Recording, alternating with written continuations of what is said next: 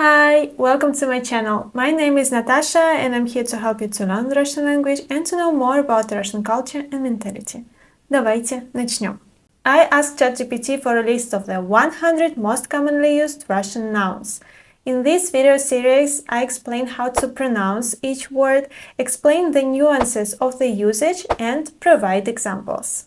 You can find a link to flashcards with these words in the description of this video. This is part number 5.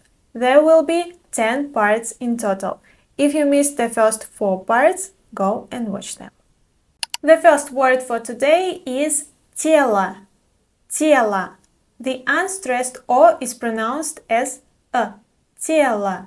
Тело. Remember, the word тело is neuter. You can often hear the phrase часть тела. In this phrase, тело is in the genitive case with a at the end, but the pronunciation is the same. Тело in the nominative, тело in the genitive case. Руки, ноги, голова – части тела. The next word is разговор. Разговор. Super. Разговаривать is a verb. Разговор is a noun. It's strange to me that this word is not at the beginning of the list, because this word is a very useful word. For example, я люблю разговаривать. Мне нравятся душевные разговоры. Let's continue. The next word you know very well – стол. We have письменный стол and обеденный стол. But we just use the word stol for both of them. And by the way, the table used at school called parta. Parta. Let's talk about prepositions as well. If you are sitting за столом, you are sitting at the table, not on the table. In Russian we say сидеть за столом, работать за столом. For example, мне не нравится работать за столом. Мне нравится работать в кровати. А где вам нравится работать? Let me know in the comments. Word number 4. Право. Право. Again, we have a neuter word with O at the end, with an unstressed O at the end. Право. Право. The word право is translated as a right or law. I agree. This word is not the most essential word, but let's look at some similar words. For example, справа или направо. If you're answering the question where, где, you use справа. For example, где аптека? Аптека справа. But if you are answering the question куда, where to, so we have a movement, you say направо. For example, an instruction. Поверните направо. Another related word is a short adjective прав or права. To a man, you say ты прав. To a woman, you say ты права. The next word is a beautiful word, любовь. This word has a soft sign at the end, so you should memorize the gender of this word. Любовь, она. For example, настоящая любовь.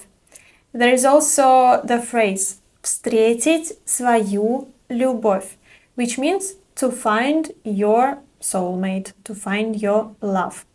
For example, сегодня встретить свою любовь можно в интернете. The word number 6. Народ. This word can refer to a group of people or an entire nation. For example, гражданская война разделила народ. In colloquial language, the word народ can also mean guys, folks, and is used to address a group of people. For example, народ, что мы будем есть сегодня на ужин? Может быть, пиццу? The next word is нога. Нога. The unstressed O is pronounced as a. Нога. Нога. Notice the plural form. Ноги, ноги. But in the phrase две ноги, we use genitive singular. And pay attention, the stress is different. Две ноги, but ноги. Word number 8. Мужчина, мужчина. Pay attention to the pronunciation. Ж-ч is pronounced as sh. Мужчина. Here, let's talk about gender. Let's talk about grammatical gender.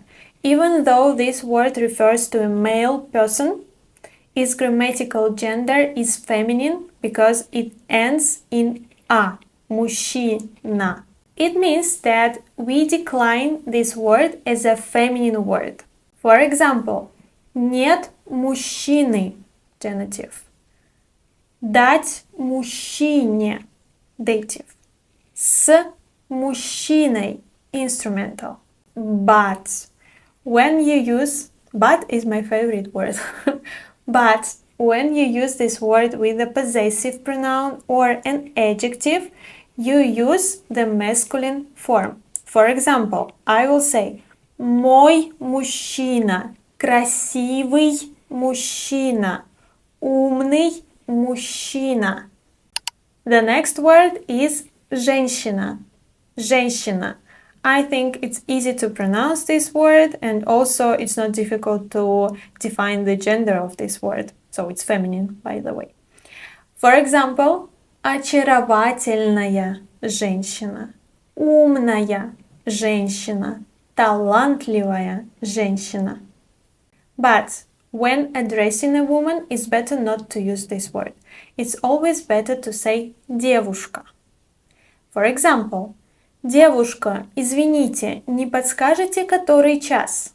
And the last word for today is огонь. Огонь. Again, we have unstressed O here, so we pronounce it as a. Огонь. This word has a soft sign at the end, so you should memorize the gender. Огонь, он. For example, в походе мы развели огонь и пожарили на нем мясо. Also, this word, огонь, in the colloquial language can be used as a synonym for cool or awesome. For example, я сдала этот экзамен на 5. Огонь! And a reaction to a story on Instagram is called огонек in Russian. Огонек is a small огонь. That's all for today. Thank you for watching this video till the end. Support me with a like and subscription, and see you in the next video. Увидимся. Пока-пока.